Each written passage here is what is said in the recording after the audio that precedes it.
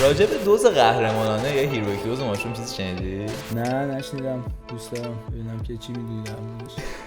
ماشروم تاریخش رو بخوایم نگاه کنیم چندین بار راجعش حرف زدیم ولی خیلی قبل برمیگرده. یعنی مثلا 3-4 هزار سال قبل این آثاری هستش که حالا مثلا این چیزی دارن مینوشن داخل مثلا غارا و این چیزا، غارنوشته ها و فلان و اینا. و اگه بخوام بریم جلوتر، وایکینگا داخل مراسم های مذهبیشون به خاطر این تجربه نزدیک به خدا بهشون میداده از ماشروم استفاده میکردن و احساس یکی بودن با طبیعت میکردن و مثلا لذت میبردن، اون تجربه خداییشونو از ماشروم میگرفتن. ولی اگه بخوام بریم جلوتر این قضیه رو میبینیم که از 1950 خب یعنی چند سال پیش میشه؟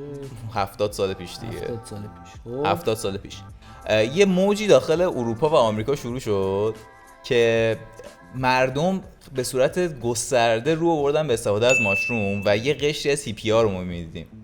و علتش این بود که یه سری از مشکلات منتال ایشوز داشتن، مشکلات روانی براشون پیش اومده بود که چون باید با زندگی شهرنشینی و اینا کوپ می‌کردن دیگه و باهاش ارتباط برقرار می‌کردن و از اون طبیعت و این داستانا دور شده بودن. خیلی از مردم شروع کردن به استفاده گسترده از ماشروم که داخل فرهنگ این قضیه خیلی گسترده شد. یهو با یه قشر خیلی زیادی از مردم مواجه شدن که تجربه‌های خیلی خوبی از ماشروم داشتن. یه سریشون با اینکه زندگی‌های خفنی داشتن، یه سریشون نوبل پرایز وینر بودن، برنده جایزه نوبل بودن، یا مثلا گروه بیتلز بودن که روی فرهنگ پاپیولر و فرهنگ پاپ خیلی تاثیر داشت و اینا مثلا از ماشروم استفاده می‌کردن و اوپن میومدن میگفتن که ما از ماشروم استفاده کردیم و مردم فرق قبل و بعدشون رو می‌دیدن.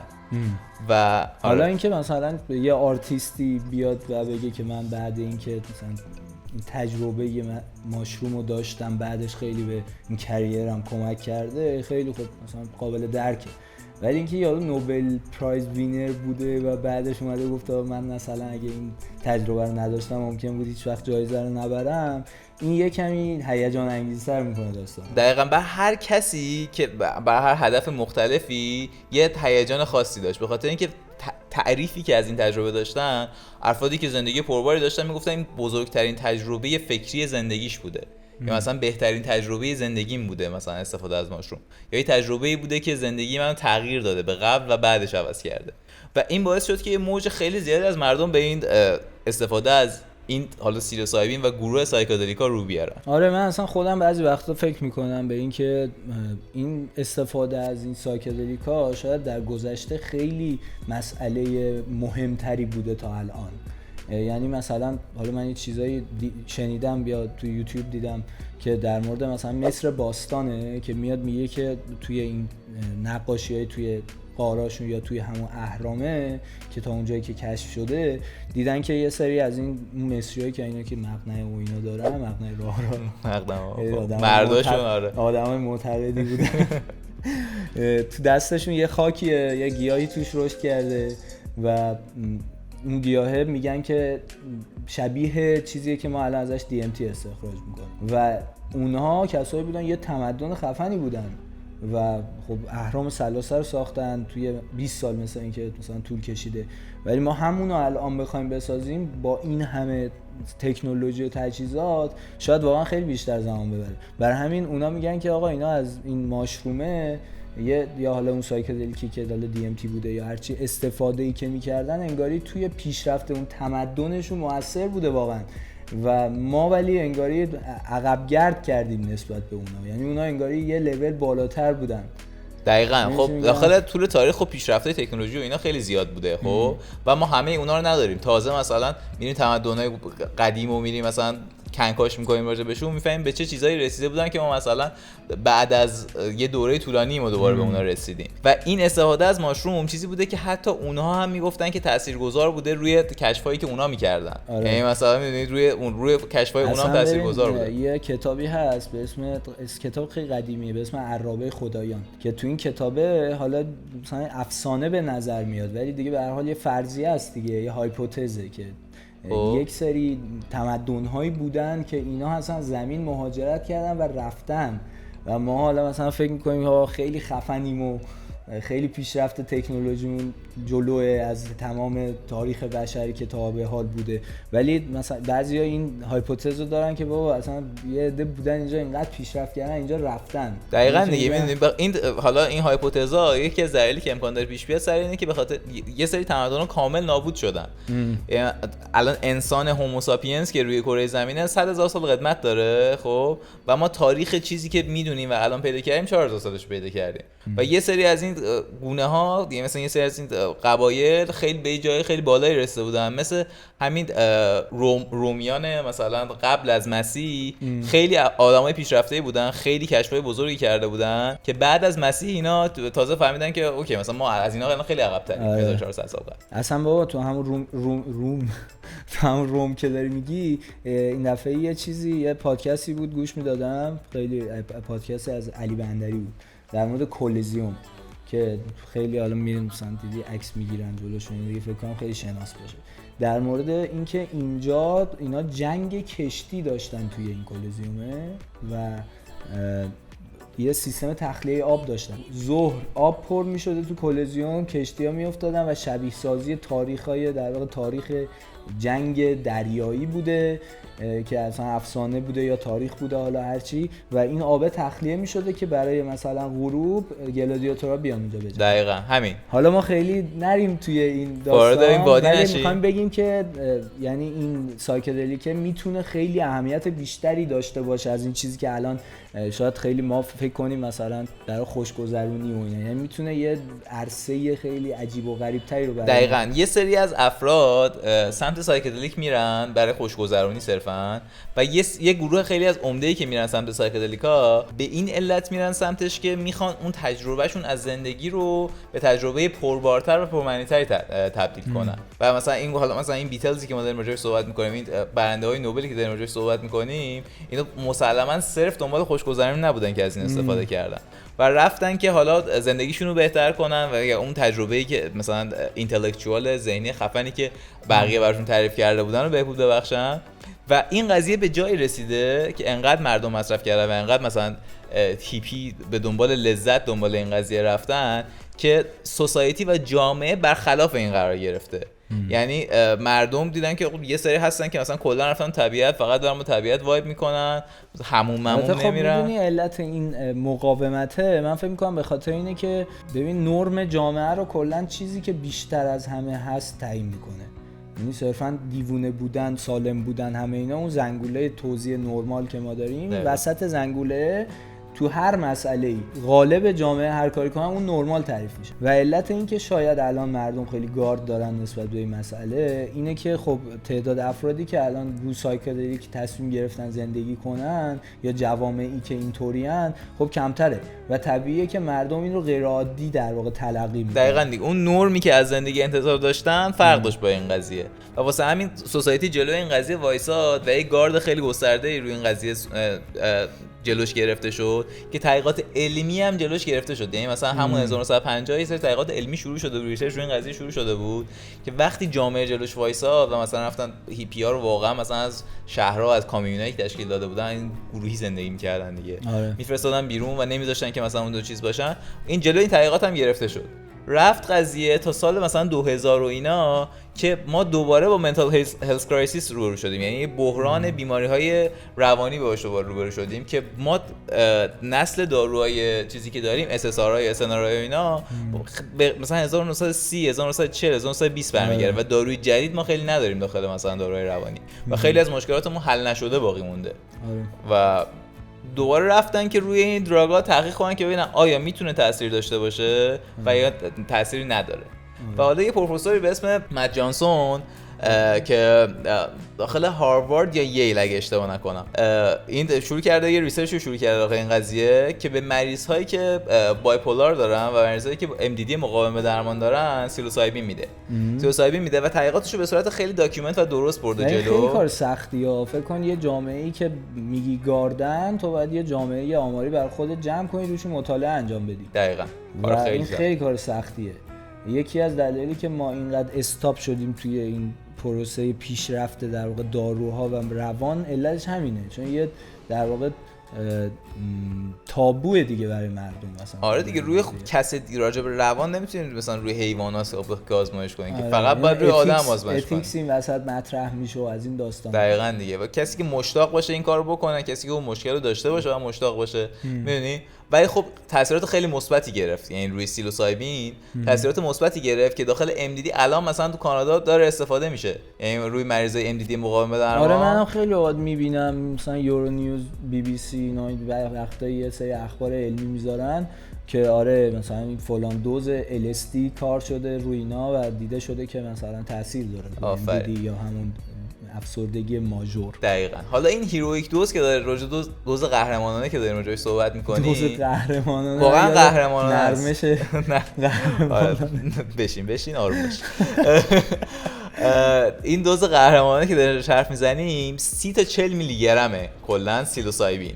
خب میگه این 30 تا 40 میلی گرم رو اگه فرد مصرف کنه یک تجربه‌ای داره که تجربه فراتر از زندگیه. امکان بعضی افراد که استفاده میکنن اینطوریه که بهترین تجربه زندگیشونه یا ازش یاد میکنن به عنوان تجربه‌ای که زندگیشون رو تغییر داده و قبل و بعدش تغییر کرده و یه سری از افراد تجربه خیلی خوب پر از خوشحالی پر از شادی ازش دارن، یه سری از افراد تجربه خیلی بدی ازش دارن، تجربه ترسناکی ازش دارن، به قول معروف بد تریپ شدن و مثلا تجربه ناراحت کننده ازش دارن و یه سری تجربه کامبایندی دارن، یعنی ترکیبی از این دو تا رو دارن. همون 5 ثانیه بعدی که طرف خیلی خوشحاله، طرف وارد یه بد تریپی میشه و خیلی یک اکسپریانس تجربه تروماتیکی براشه، یعنی یک ضربه‌ای بهش میزنه که مثلا امکان داره تا مدت‌ها درگیر حل کردن این ضربه باشه. و این نکته جالبی که داره اینه که تأثیرات فیزیکال ماشروم نسبت به بقیه دراگ‌هایی که وجود داره خیلی کمتره. یعنی چی؟ تو خود به هر حال پزشکی و بهتر میدونی. هارت ریت، ضربان قلب و فشار خون داخل با زدن ماشروم امکان داره یه مقدار کمی تغییر کنه ولی تغییراتش خیلی عمده نیست. یعنی سنس نمی‌کنی. آره خیلی سنس احساسش نمی‌کنی. اذیتت نمی‌کنه. دقیقاً. قلبت داره میاد تو دهنت. دقیقاً. مثلا توی اینا که حالا مثلا چت میکنن به قول معروف. آره من رو جان احساس میکنن گاهی اوقات اونایی که اوایل استفادهشونه فاز مرگ میگیرن. دقیقاً. من احساس میکنم دارم میمیرم. تاثیرات فیزیکال ماشروم کمه. یعنی تاثیرات فیزیکال زیاد نداره. یعنی یه پوینت مثبتشه دیگه. آره یه پوینت مثبتشه دیگه و طرف بیشتر چیزی که داره اتفاق میفته و عکس همه چیزی که عملاً داره اتفاق میفته تو ذهنش داره. این کاملا به این دیگه خیلی سایکو اکتیوه. یعنی صرفاً تاثیرات سایکوتیک داره. آره دیگه فقط رو مغز یارو کار میکنه و دیدن افراد و بعد از اون تجربه‌ای که افراد کردن میگن که باید چند مرحله داشته باشه این تجربتون. یعنی همین پروفسور داستان ما میگه ما افرادی که داریم چیزو میاریم و مثلا روشون تحقیق میکنیم و بهشون سیلوسایبین میدیم که استفاده کنن، اینا از چند روز قبلش داخل پروسه قرار میگیرن که 3 تا ستینگ مناسبی داشته باشن. آره در مورد 3 تا ستینگ هم که قبلا صحبت کردیم. آفرین. یه ویدیو لینکش الان این بالا هست. صحبت کردیم 3 تا ستینگ چجوریه، دا بخوایم خلاصه بگیم اینه که طرف مود ذهنیش درست باشه، خودش راجع به قضیه درست فکر کنه و اینکه در محیطی هم که میزنه محیط آروم و با پر از اعتماد و پر از مهربانی و محبتی باشه که بتونه بهترین چیزی که میخواد رو، بهترین چیزی که امکان داره رو از اون تجربه بکشه بیرون. آره ما قبلا حالا در مورد این صحبت کردیم دیگه. اون سته خیلی پرسونالیتی تریت آدما هم هست توش. دقیقاً. و فکر کنین بنده خدایی که حالا این پروفسور قصه ما که قرار بوده روی اینا یه مطالعه انجام بده، کلی آدمو همینطوری خارج کرده از مطالعه. 100%. گفته که آقا تو مثلا نباید بزنی و بالاخره باید اینا رو در نظر میگرفتی دیگه. ممکن بود یه آدمی آسیب ببینه، بعد همون مسائل اتیکال و اینا پیش می اومده و این 3 تا ستینگ خیلی چیز مهمیه برای اینکه تو نتایج درستی از اون مطالعه هم بگیری. دقیقاً. خب همه افرادی که بیماری روانی دارن که نمیتونی مثلا وارد این ترایل بکنی. مثلا افرادی که اسکیزوفرنی دارن یا مثلا به سایکوز مستعدن با زدن مثلا سیلوسایبین و استفاده سیلوسایبین امکان داره اتفاقات خیلی بدی براشون بیفته. برخلاف کسایی که بایپولار هم و MDD دارن یا مثلا دو قطبی ان یا افسردگی دارن. آره. افسردگی ماژور داره. و علاوه بر اون 3 تا ستینگی که میگفت باید مناسب باشه، میگفت 2 تا آپشن دیگه که ما خیلی بهش توجه کردیم اینه که داخل کسایی که دادیم بهشون استفاده کنن اینه که اولا اعتماد داشته باشن به خودشون. به ما نه، به ما هم اعتماد دارن دیگه. اون تو محیط رو قبلا چیز کردم که میتونن از این تجربه با دست پر و راحت بیان بیرون. یعنی از این تجربه نترسن، یعنی بدونن که یه کاریه که دارن انجام میدن خیلی راحت میتونن ازش بیان بیرون، یعنی موفق میتونن ازش بیان بیرون. و دوم این که بتونن رها کنن. چیو رها کنن؟ این باورایی که از قبل راجع به این تجربه دارن. ببین اینا که داری میگی خیلی به نظرم سخته. دقیقاً سخته. یعنی اینکه یه آدمی رو تو بخوای متقاعد کنی توی 3-4 روز، حتی شاید 3-4 ماه نتونی این کارو بکنی و سخته، چون یه سری آدما کلا اینسکیورن نسبت به خودشون، نسبت به بقیه، نسبت به بقیه آدما. دقیقاً. و این خیلی کار سختیه واقعا که روش کار کنی. و مسئله دیگه این که شک نکن که اون آدمه حتما دوست داره که حتی رونایی که اینسکیورن، رونایی که اسکیزوان هم حتی این تحقیق رو انجام بده و شاید واقعا توی اونا هم یه سری تاثیرات عجیب غریب جالبی باشه. آره دیگه، ولی خب هنوز نتونسته. این به هر حال باید یه جایی این خطشو بکشه که بتونه بعداً خطای بعدی رو بره. و حالا چیزی که برای من جالبه خیلی اینه که چه اتفاقی افتاده که این دوباره از سال 1950 دوباره توجه ها همه اومده سمت این سایکدلیکا. یه اسمی که اگه داخل سایکدلیک راجبش بخوای بخونی و تحقیق کنی به گوش همه آشناست، ترانس مکناه. خب ترانس مکناه خیلی زیاد کلا زندگیشو دارم. زندگیش آره زندگی اتوبوتانیسته طرف که مثلا راجب گیاهای مختلف و تجربه سایکدلیک های مختلف و تجربه زندگی بر روی زمین. اتوبوتانیست یعنی چی دقیقاً؟ بوتانیست از گیاه شناسی میاد و این مثلا از زمین گیاه شناسه. یعنی مثلا اینطوری جالب. آخه من بوتان فکر میکنم مثلا به معنی 4 توی یونانی هم چیزی نمیدونم واقعا.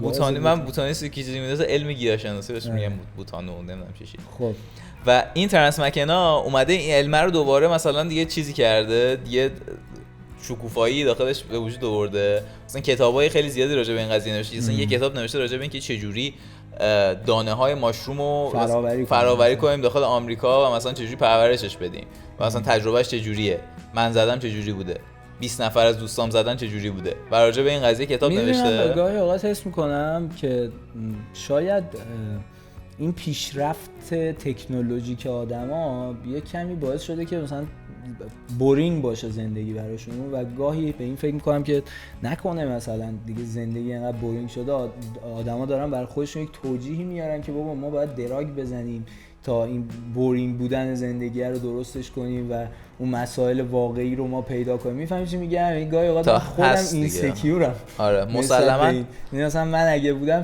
قطعا وارد مطالعه نمیتونم. آره دیگه تو واقعا یعنی برای هر کسی نیست واقعا. یعنی ما اینجا واقعا توصیه به مصرف هم به هیچ وجه نمی‌کنیم. یعنی یه چیزیه که داریم یه سری فکت رو میگیم که افراد خیلی راحت بتونن تصمیم بگیرن برای خودشون. ما داریم تحقیقاتی که صورت گرفته رو میگیم که هر فرد به صورت شخصی شده برای خودش تصمیم بگیره که به دردش میخوره یا به دردش نمیخوره این داستانه. و این قضیه که تو میگی هست به خاطر اینکه خیلی از توریسمای اینطوری به وجود اومده. یعنی مثلا توریسمای فرهنگای توریست متفاوت در جاهای مختلف هست که میان میبرن داخل جنگل، بهشون به مردم مثلا ماشروم میدن، سیلوسایبین میدن، یا شمنهایی هستن که کارشون مثلا اینه که ماشروم بدن و مثلا من خیلی اینا رو روی آیواسکا شنیدم. آفرین دقیقاً روی آیواسکا. یکی از این آرتیستای خودمون کیه اسمش؟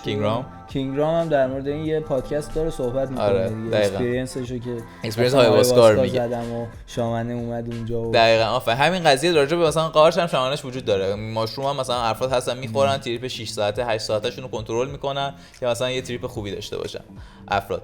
و این قضیه همین تراست و لتگو کردن و این داستانا رو طرف باید داشته باشه که تجربه خوبی داشته باشه و میگن این اگه تجربهش میخواد تاثیرگذار باشه داخل زندگیش، یه کار دیگه که باید بکنه اینه که یه مرحله ترکیب رو هم انجام بده. یعنی مثلا با یک روان سایکوتراپیست چی میشه؟ روان درمانگر میشه دیگه، درسته؟ با یه روان درمانگر راجع به تجربهش صحبت کنه. یعنی روان درمانگری که از قضیه با قضیه ارتباط داره و میفهمه داستان چیه، باهاش صحبت کنه تا اون تجربیاتی که داخل اون حالا تریپی که داشته فرد رو سانچیز کرده، میگه باهاش صحبت میکنه تا اون تجربه تثبیت بشه.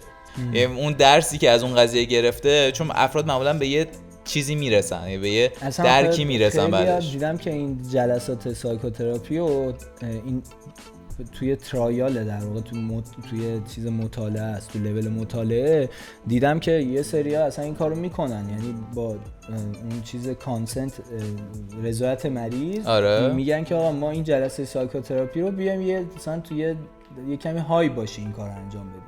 یعنی آره دیدم این ویدیوها که این کارو میکنن و واقعا خیلی هم شاید کمک کننده باشه، شاید هم نباشه. این چیزی که هست اینه که این وسط خیلی کانتروورسی هست که آقا واقعا آخر این خوبه یا بده. آفرین. یا چی. حالا اگه بخوایم مثلا یه کانکلوژنی از قضیه بگیریم، میگن که الان چیزای تحقیقاتی که کردم و ثابت کرده اینه که آقا طرف مثلا افرادی که افسردگی دارن خیلیاشون بهبود پیدا کردن با این قضیه و یه سری از افراد هم چیز بد نشوندن، ریاکشن بد نشوندن به داستان. یه سری از افرادی که بایپولار داشتن با این قضیه با استفاده از سیلوسایبین بهبود پیدا کرده بایپولارشون. بازم یه سری از افراد مشکل داشتن. این تعداد افرادی که بهبود پیدا کرده هم داخل MDD و هم داخل بایپولار دو قطبی بهبود یافته خیلی بیشتر بوده، طرز معناداری بیشتر بوده. و علاوه بر اون میگن که برخلاف چیزی که فکر میکنی که مثلا ماشروم که و مثلا سیلوسایبین یه دراگ دیگه، یه ماده مثلا اعتیادآور فکر میکنی باشه، در درمان ادیکشن کاربرد داره. یعنی افرادی که ادیکشن داشتن و اعتیاد داشتن با استفاده از سیلوسایبین تونستن به اعتیادشون غلبه پیدا کنن. حالا اعتیاد به چیزای مختلف جالبه، ولی من مثلا در مورد ماریجوانا هم اینو شنیدم که میتونه یک در واقع درمانی برای اعتیاد به سیگار باشه، ولی خب این گاهی اوقات هم آلترناتیو میشه دیگه. آره دیگه به جای اون چون دیگه داره همش چت میکنه سیگار نمیکشه. آره دیگه ماریجوانا قدیم میگفتن که مثلا اعتیاد چیز نداره، یعنی مثلا این چیز باور عامه بود که مثلا اعتیاد جسمی نداره، فقط اعتیاد روانی داره. اینا کلا خود کانسپت اعتیاد مثلا مسئله جسمیش خیلی مهم نیست. آره مسئله روانیشه. درمان شدنی نیست، به خاطر اینکه یه اکسپریانسیه که تو تا آخر عمرتون رو با خودت حمل می‌کنی. برای یه سری اومدن مثلا ECT میکنن مریضای معتاد تو این کمپ‌ها. حالا ECT هم یعنی اون الکتروشوکی که میذارن روی سرشون که مثلا اینا یه مموری رو پاک کنن و موفق نبوده هیچ وقت. آره. ولی به صورت کلی ماشروم، حالا مثل ماریجوانا خواستم اینو بگم که ماریجوانا آلترناتیو سیگار شده توی اون مسئله خیلی اوقات، ولی ماشروم خوبیش اینه که تو اصلا نمیتونی خیلی مثلا با فریکونسی زیادی اینو استفاده کنی. آره یعنی اولا هم تاثیرش کم میشه، تاثیر اون استفاده میاد پایین‌تر، و همین که تو خیلی هم میلی نداری، یعنی اعتیاد روانی واقعا نداره. یعنی مثلا افراد میلی ندارن که استفاده کردن دوباره مثلا یک ماه بعد حتی استفاده کنن. معمولا دوستان 6 ماه تا یه سال بعد دوباره تا اون فاز رو ازش بگیرن. و جالبیه این، ولی خب هر جا همه صحبت نمی‌کنیم دیگه. مثلا مایک تایسون روزی 10 گرم ماشروم می‌خوره. هر فردی نمیشه نسخه کلی داد. مایک تایسون خب کلا اون گوشه است دیگه، اکستریمه خیلی. آره ولی میخوام کلا برای من به نظر من ماشروم اون اکسپریانسی که داره خیلی تو ماچ نیست. میدونی میخوام چی بگم؟ مثلا وقتی یکی چت میکنه دراگ دیگه ای میزنه خیلی تو ماچ رفتار میکنه، میدونی چون ایمپالسیو میشه طرف، ولی مثلا تو ماشروم این حسو نداره انگاری. و من حس میکنم از لحاظ اعتیاد روانیش هم حتی نسبت به بقیه دراگا احتمالاً، حالا خیلی چیزی در موردش نمیدونم، صرفا نظرمو دارم میگم، خیلی شاید اعتیاد آوریش مثلا از لحاظ منتال هم اعتیاد نداشته باشه، به خاطر اینکه یه اکسپریانس خیلی تو ماچ یهویی بهت نمیده که تو بترکی یه دفعه‌ای و احساس کنی که نیاز داری به اون. آره دیگه دقیقاً، چون سریع هم نیست. این پروسه رسوندم چی می‌خواستم بگم. آره من فهمیدم که چی داری میگی. ولی پروسه ماشروم مثلا پروسه‌ای که مثلا انقدر سریع نیست، یعنی مثلا چون استفاده چیز داره، خوراکی داره، میخورن و میگیره، مثلا معمولا شروع اثرش از نیم ساعت تا 1 ساعت بعدش تازه اتفاق میفته، برخلاف چیزایی که شما اینهیل میکنین یا استنشاقش میکنین یا میکشین. اونایی که میکشین معمولا سریع تاثیر میذاره. مثلا اگه مثلا گل میکشن سریع درد مثلا 5 دقیقه تاثیر ماکس اثرش رو میذاره. یا مثلا چیزای دیگه که مثلا کشیدنیه اثرش سریع که هست. خود حس میکنم یعنی اینطوریه انگاری که خود اون سابستنسه، خود اون ماده مؤثره ماشروم خیلی تأثیری تو این که این آدمای MDD یا دو بایپولار بخوان در واقع خوبشون کنه به خاطر تأثیرات شیمیاییش، انگاری از این راه زیاد تأثیر نمیذاره. اون آدما رو توی استیتی میاره که یه اکسپریانس خیلی عجیب و غریبی دارن و تو اون اکسپریانس یک سری اون کامپلکس های روانی خودشون رو حل میکنن. چی میخوام بگم، ولی مثلا استثارایی تو میخوری میگه آقا سروتونین مغزت پایینه بیارش بالا، میاریش بالا دیگه اون یه استیت روانی رو تجربه میکنی مادامی که تو اینو استفاده میکنی. ولی ماشرومه رو وقتی میزنی میارت توی استیتی که توی زمان کوتاه تو انگار کمپلکس های روانی تو میتونی حل کنی تو این زمان کوتاه. دقیقاً ترکیب چیزی که تو داری میگی. حالا یه ویدیو هم راجع به اثر کیمیکال ماشروم داریم، دوباره لینکش هست بالا اگه بچه‌ها میخوان راجع به تاثیرات کیمیکالش بزنن اونو ببینن. ولی دقیقاً تاثیر ترکیبی داره، یعنی هم باعث میشه که از لحاظ کیمیکالی بدنت تا حدودی بالانس بشه و تو خوشحال بشی و هم از لحاظ درک و چیزی که تو داری میگی مثلا از لحاظ درک مثلا متوجه این بشه که میتونه یه سری مشکلاتشو حل کنه. این یه ترکیب جالبی داره. مثلا اینه من ترکیب سایکوتراپی میکنن همزمان باش و مثلا باعث میشه که ولی تو ماشروم آخه خیلی مثلا دیدم اینطوری ماشروم و حالا سایکدلیکا کلا LSD و اینا که خیلی انگاری راحت تر با این میشه کار کرد، دراگیه که راحت تر میشه روش کار کرد روی روان و اینا. دقیقاً دیگه به خاطر اینکه بخشای مختلف مغز فایر میکنه، بخشایی که قبلا با هم دیگه کار نکرده بودن. و یه سری سیناپس و کانکشن برقرار میشه بینشون که یهویی تو ممکنه واقعا به یه آدم دیگه ای تبدیل شه که میگن آقا مثلا کیس ریپورت داریم که طرف کلا دچار تغییر شخصیت دائمی شده بعد از یه بار مصرف دو بار مصرف. ولی سوالی که هست برای من و این جالبه کلا در مورد دراگا، حالا ما چند تا ویدیو هم گرفتیم، اینه که آقا مگه طبیعت این حالت ما رو انتخاب نکرده؟ یعنی ما الان اینجاییم و این دراگو مصرف نمیکنه عرف جامعه و تو طول تاریخ هم حتما اینطوری بوده که اکثر جامعه استفاده نمیکردن و این طبیعت این رو انتخاب کرده. ما ذهنمون بدون اون دراگ این شکلی داره کار میکنه. آفرین. نکن تو بحثی که داری میگی بحث داروینیسمه و داروینیسم survival of the fittest، survival of the best نیست. یعنی اینکه هر چیزی که با ادامه زنده ماندن ما بهتر سازگار باشه میمونه. یعنی صرفا اینکه تو ژن تو منتقل کنی، صرفا منتقل کردن ژن نمیمونه. اینکه بهترین ورژن ما زنده باشه نه، امکان داره که یه ورژن خیلی بهتری از ما بوده باشه که البته یه مسئله دیگه هم هست، راست میگی، یه مسئله دیگه هم هست اینه که خب ما هنوزم تو پروسه انتخاب طبیعی هنوزم هستیم دیگه و شاید اینجا یعنی فرمون رو بگیریم اون ور و اون از اون سمت بریم. یعنی اگه از این ور بریم شاید ما اون نسلی باشیم که 1000 سال دیگه نیستیم. دقیقاً. پس مثلا باید دراگ بزنیم. به نظرم بس. خب بچه‌ها این اپیزود ما راجع به ماشروم صحبت کردیم و سیلوسایبین. اطلاعاتی که ما دادیم داخل این اپیزود کلا یه اطلاعاتی بود که ریسرچ شده راجبش و ما نه تشویق میکنیم نه ترغیب میکنیم کسی که استفاده کنه، صرفا داریم میگیم این فکت‌ها رو که اگه کسی قصد داره و یا قصد نداره بهتر بدونه که داره با چی روبرو میشه. آره کلا خب این چیزیه که ما دوست داریم در موردش صحبت کنیم و دیگه هر کسی میتونه انتخاب کنه. حالا اینکه ترغیب نمیکنیم رو نمیدونم که واقعا داریم ترغیب نمیکنیم، چون ترغیب کردن خیلی غیر مستقیمه. قصد ما این نیست و هر کسی خودش تصمیم میگیره که بخواد ترای کنه این اکسپریانس رو داشته باشه یا نه. دیگه اون انتخاب طبیعیه دیگه، بیست بودن و نبودن مطرحه. بچه‌ها حتما چنل رو لایک کنین، کامنت بذارین، سابسکرایب میکنین. مرسی امیررضا. تا ویدیو بعدی. خدا نگهدار.